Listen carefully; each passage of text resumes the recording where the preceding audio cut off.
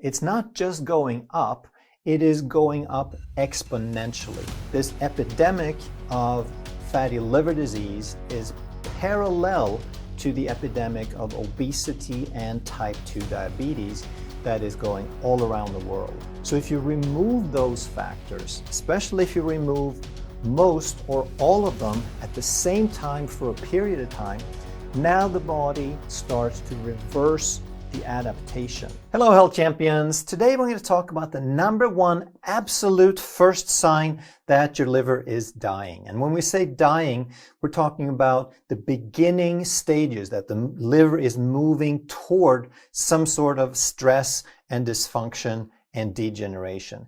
And the reason we're looking for the absolute first sign is that many of the traditional signs are actually quite late. So when we talk about things like jaundice and abdominal pain and swelling of the feet or legs or ankles, when we talk about nausea, and there's several other signs and symptoms as well, then we're talking about something that happens quite late. You have to have substantial damage to the liver. You have to have significant reduction in liver function before any of those show up. So instead of the traditional ones, we want to start understanding this a little bit differently. And we want to start understanding what is the absolute first sign. And to start understanding that, we need to understand what the most common liver disease is, because there's many different things that can happen. You could have infections, you could have cirrhosis, but the number one thing that happens is called a non-alcoholic fatty liver disease. And the reason they call it that was that traditionally, historically, only alcoholics, people who drank severely high amounts of alcohol, would get a fatty liver. But then they found that most people who got a fatty liver didn't drink alcohol or didn't drink excessively, so now they started calling it non-alcoholic fatty liver disease. But of course, it's not a great description to call something by what it isn't. So recently, they've also started calling it MAFLD, which stands for Metabolic Associated Fatty Liver Disease. And my guess is that you probably have no idea how prevalent this is. I don't think anyone takes this seriously enough, because there's around 35%, more than 1/3 of the entire population, the adult population in the world, have fatty liver disease. And then I have a question for you. Do you think that that number, that rate is going up? Is it going down? Is it staying about the same?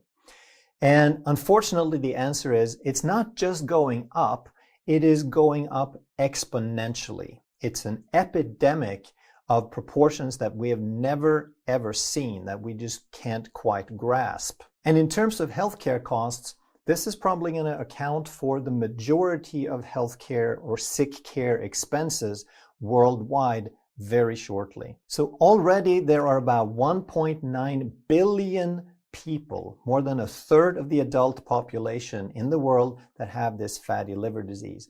And even at that astronomical, unfathomable number, that may still be a low estimate, because this is something that's very rarely checked. Because there is a biopsy you can do to check it, but that's very invasive and not entirely safe. And then there is ultrasound, which isn't very specific or exact. But what we do know is that this epidemic of fatty liver disease is parallel to the epidemic of obesity and type 2 diabetes that is going all around the world. But what we have to understand about type 2 diabetes is that that is a modern disease. It's not an infection. It's not a purely genetic thing, even though there is a genetic predisposition toward it.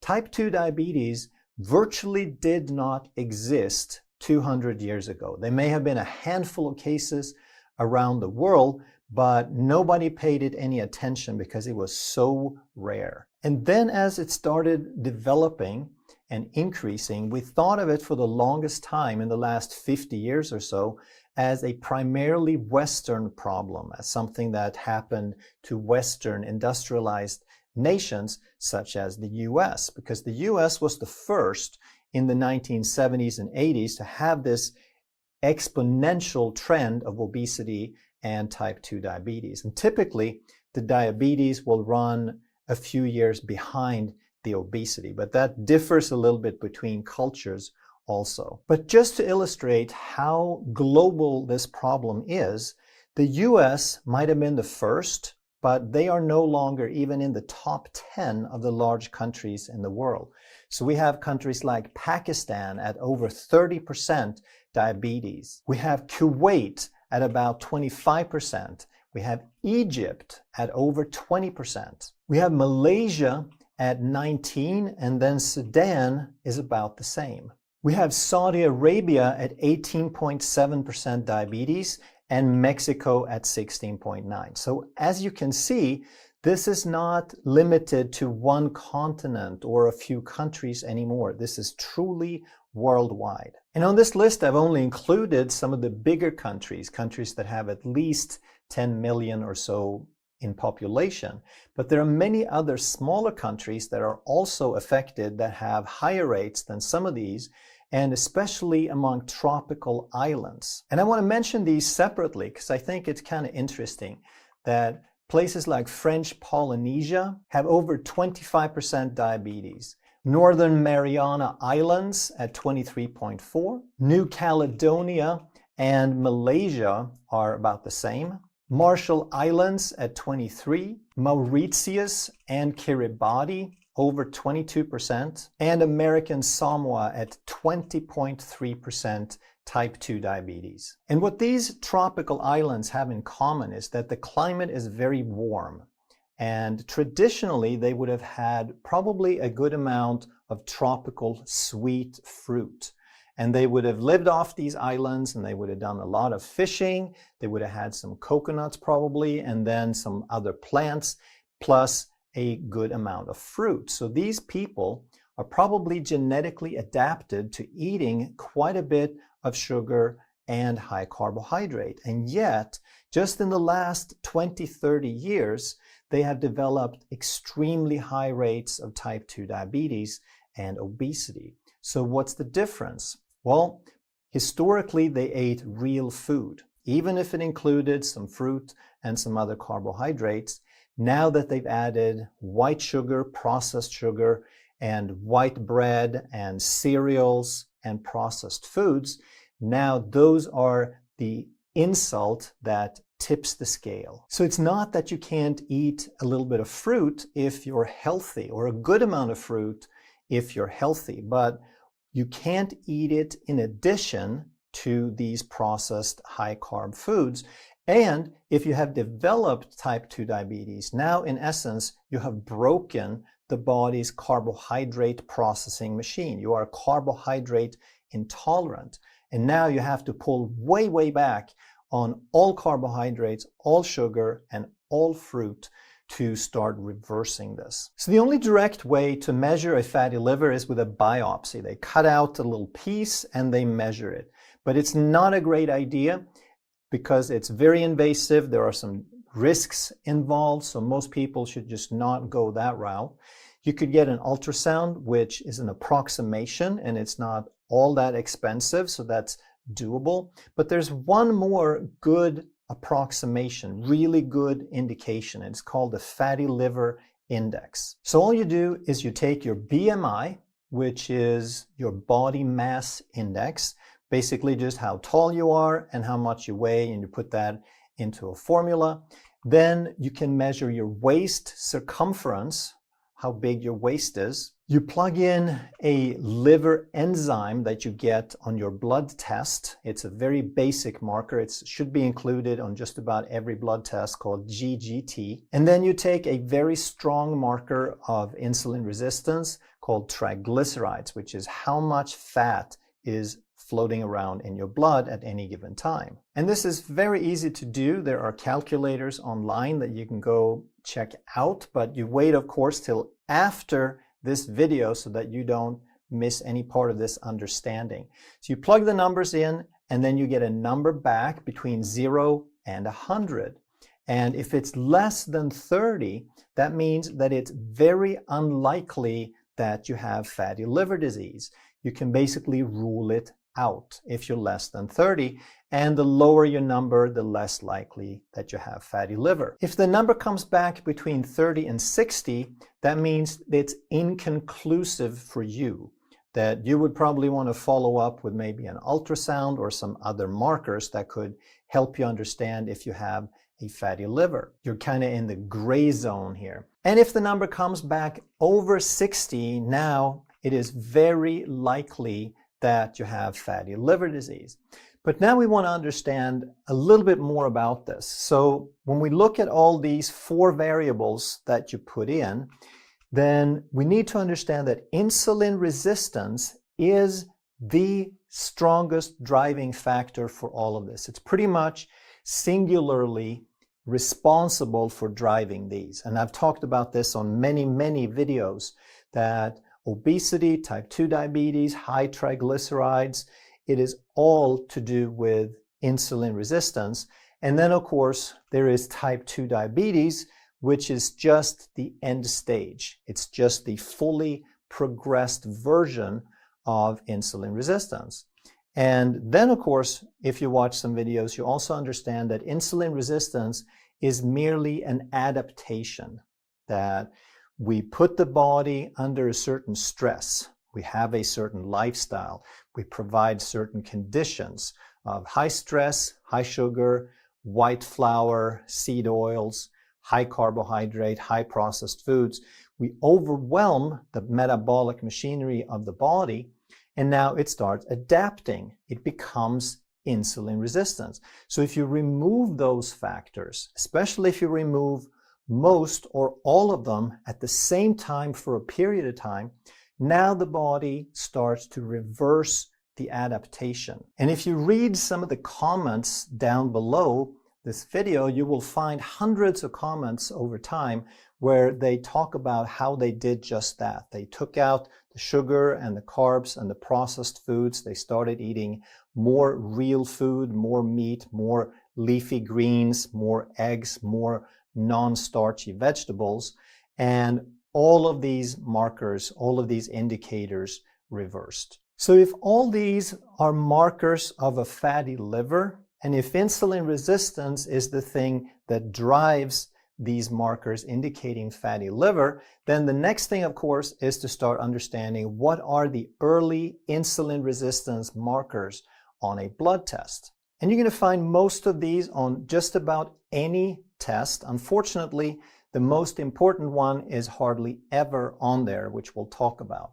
So the first thing that you want to measure is blood glucose. I've never seen a blood test where that wasn't on there. The problem is blood glucose fluctuates a lot. So depending on the time of day or your stress level, it could vary quite a bit. The better marker is called A1C, hemoglobin A1C, which is a 3 to 4 month average of what your blood glucose is. It's an estimate, but it's a fairly reliable estimate. Then we can look at some inflammatory and metabolic markers. So if we take total cholesterol and divide by HDL cholesterol, now if we have high insulin and a chronic low-grade inflammation, then total cholesterol tends to go up, HDL tends to go down. So if this ratio is high, then that's an indicator of insulin resistance. And the same exact holds true for triglycerides divided by HDL. And then we have some liver enzymes that you get on almost all blood tests. The GGT might be something that you have to ask for, but the ALT, AST is on every other blood test I've ever seen. And these are liver enzymes. They are inside liver cells, that inside metabolically functioning liver cells.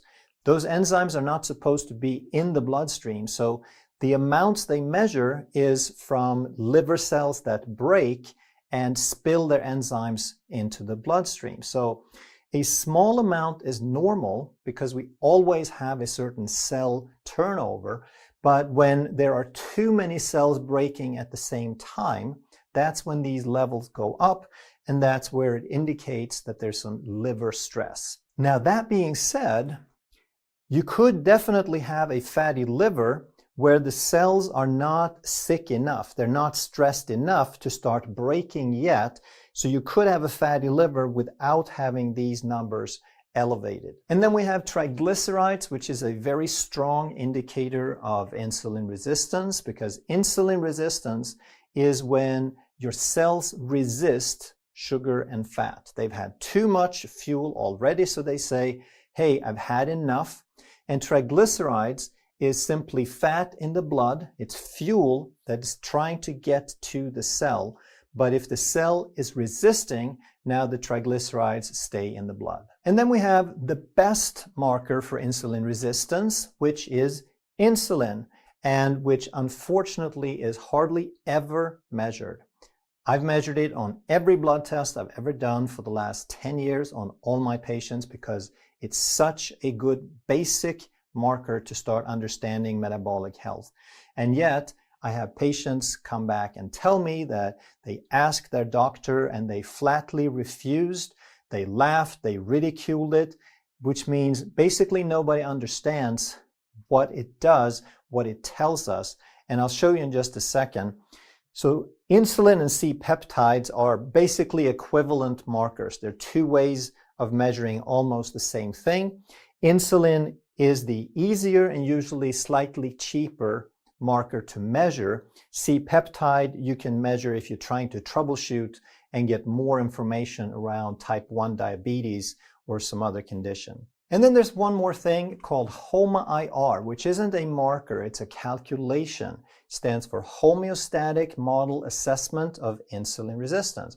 And all we do is we plug in the glucose multiplied by the insulin, because now we see the glucose, which is how much blood sugar rises, but also we see how hard is the body working at keeping that blood sugar down. And if you measure your glucose in milligrams per deciliter, you would divide by 405. If you measure your glucose in millimoles per liter, you divide by 22.5. And an ideal number would come out around 1. That means you're very insulin sensitive. As it starts going up from there, then you know that you're becoming more insulin resistant. And here's how we want to understand this. So let's say that you have good metabolic health and you have this much blood glucose. If you're metabolically healthy, if you're insulin resistant, if your cells are not resisting the fuel, it should take a proportional amount, a moderate amount of insulin to keep that under control. Now, let's say that we start eating a bunch more sugar and processed foods, and then 5 years later, we measure it, and we find that the glucose is still about the same. How can that be? We ate all this garbage for 5 years. And it's because it's a controlled variable. The body is so good at compensating and working really hard. But what has to happen now is the body has to produce and release a whole lot more insulin. So if it takes more insulin to maintain the same blood glucose, you're becoming more insulin resistant. The cells are resisting, and we have to produce more insulin. And then we go another several years into the future, and now maybe that bar is just a little bit higher. Maybe it's gone from 90 to 98, but it's still barely noticeable in terms of blood glucose, and yet insulin has gone up even more. And this is why it is so useless to simply measure the glucose, the blood glucose, or the A1C, because it's a controlled variable. It does not reflect where you are on this spectrum. So for example, in terms of HOMA-IR, this would be a 1, but this would probably be a 2.5, and this might be a 4. So you're 4 times more insulin resistant, and yet your blood glucose and A1C have not changed significantly. And then if we go a little bit further, and now you might be up to 126, and now they call you a diabetic, and they still don't measure insulin, but we see that we have a very, very high level of insulin now. And now your HOMA-IR might be up to 6 or 8 or even higher. So this is what we need to understand in terms of avoiding sick care, in terms of practicing prevention, is if you want to avoid a fatty liver, you need to understand what causes it, and you need to understand the early subtle signs. And the earliest and most subtle sign is that your insulin and your HOMA-IR is starting to do this. So if you understand this and you measure the right markers, now you can catch this process in the very early stages while it's still very easy to reverse and do something about it. And if you want to understand this stuff in a little bit more detail, I've created a blood work course where you could learn more detail and get a bigger picture and a better understanding of what's happening in the body and what that blood work actually tells you. And my clinic can also get you some blood work to make sure that you get all the right markers if you have trouble getting them on your own. So I'll put a link down below where you can check that out. If you enjoyed this video, you're going to love that one. And if you truly want to master health by understanding how the body really works, make sure you subscribe, hit that bell, and turn on all the notifications so you never miss a life-saving video.